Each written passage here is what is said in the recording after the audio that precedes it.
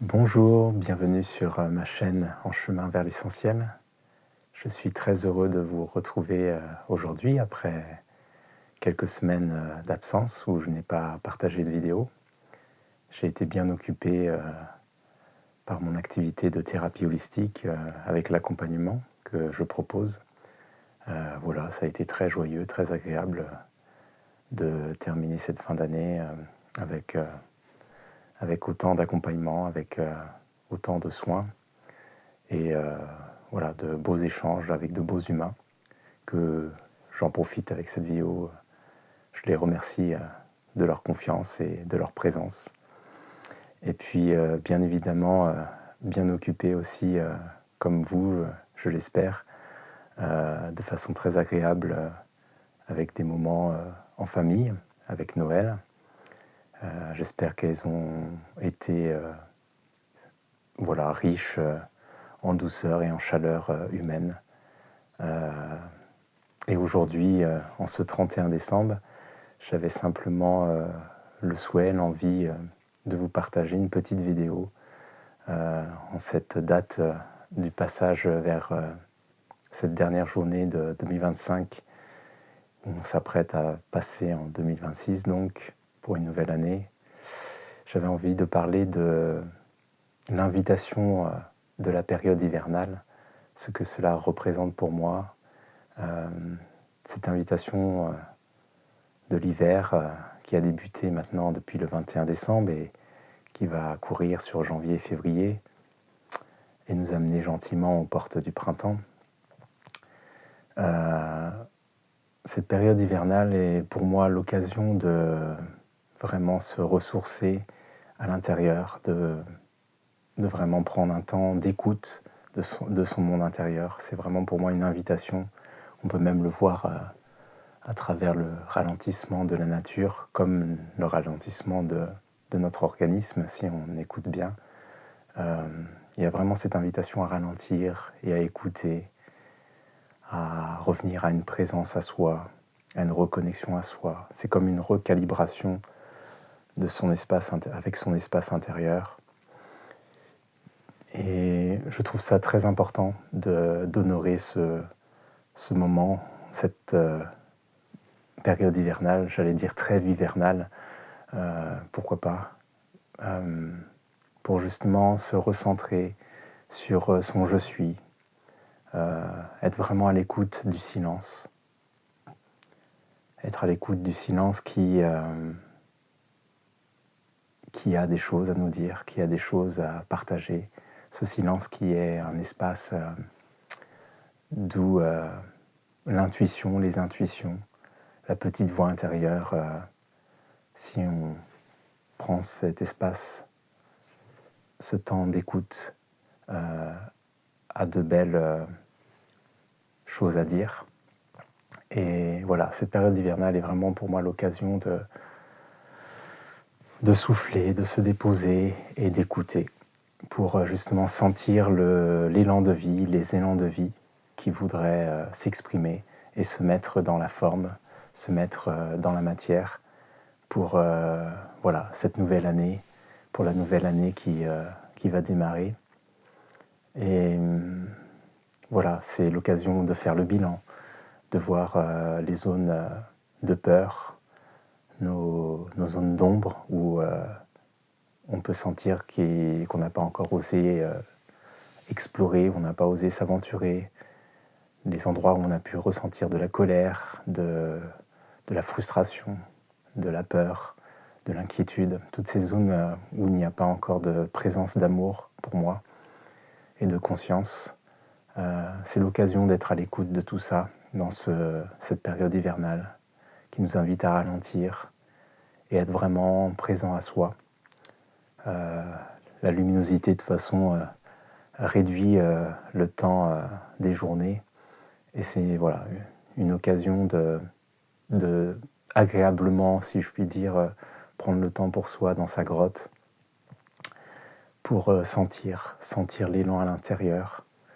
Et de cet élan à l'intérieur, de cette occasion, de cette proposition hivernale, de sentir pleinement les élans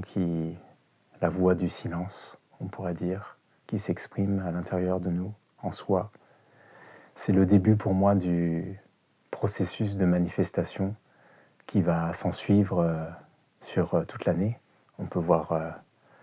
la vie, on peut observer certains cycles. Et cet hiver, cette période hivernale nous amène gentiment aux portes du printemps, qu'on peut entendre aussi comme le premier temps, printemps, premier temps, le temps d'un renouveau, du redémarrage. On le voit dans la nature encore une fois avec les bourgeons. Et si on s'offre ce temps de silence, cet espace de silence, qu'on honore ce flux naturel qui nous invite à sentir en soi, à se souvenir aussi de qui on est, profondément à l'intérieur, qui je suis, quels sont mes élans, quelles sont mes aspirations, mes envies, quels sont les endroits où j'ai réalisé des choses qui m'ont mis en joie, quels sont au contraire les endroits où j'ai encore de la colère, de la frustration, des peurs, des craintes, des doutes, et où il est bon que j'accompagne ça d'amour et de conscience. Et à l'ancienne, on peut prendre un papier, un crayon, se noter tout ça, être en dialogue avec cet intérieur et vraiment préparer, honorer ce temps pour préparer et sentir le nouvel élan, l'élan pour donc cette année 2026. Et une fois cela fait, lorsqu'on a vraiment clarifié l'intention, clarifier l'élan qu'on sent de tout son être, on va pouvoir commencer à le nourrir par de la visualisation, par... alors moi j'utilise l'hypnose imaginale inventée co-créée par Laurence et Philippe, des amis à moi, thérapeutes, et qui justement peut accompagner... on peut visualiser, futuriser justement ces élans de vie qu'on ressent à l'intérieur, qu'on a pris le temps, on a pris donc le temps de les laisser émerger depuis l'espace du silence. Et après, on va pouvoir nourrir par une visualisation, par l'imaginal, on va pouvoir nourrir ces espaces, les futuriser pour commencer à les ressentir vraiment à travers tout le corps, comme étant accomplis, comme étant réalisés, de les nourrir avec le plus de détails. Et là, cette année, au cours de cette pratique de l'imaginal personnel, donc, même si je l'utilise aussi pour l'accompagnement, j'ai pu me rendre compte à quel point il était essentiel de vivre cette futurisation, cette visualisation, cette hypnose imaginale, cet imaginal, de le vivre à la première personne, c'est-à-dire vraiment que cela s'inscrive dans quelque chose de réalisé. Certains parlent de la prière du cœur, que je pratique moi-même, et cette prière du cœur, je ressens vraiment une différence dans sa portée lorsqu'elle est vraiment vécue à la première personne, vraiment comme ressentie corporellement. Alors on peut retrouver ce genre de propositions avec des choses comme la loi d'attraction et tout ça. Mais voilà, pour moi, il y a ces étapes-là qui se suivent, c'est-à-dire ressentir l'élan, laisser honorer pendant la période hivernale l'émergence depuis le silence de ce qui se vit au plus profond de nous, d'identifier l'élan de vie, l'amour, la joie qui se déploie, de nourrir cela par de la visualisation. Je pense que c'est le terme le plus facile à comprendre, de visualiser cela, de le futuriser. Et après vient quand même le temps de l'effort, de mettre ça dans la matière, par concrètement des actions, d'utiliser nos mains, nous sommes des humains,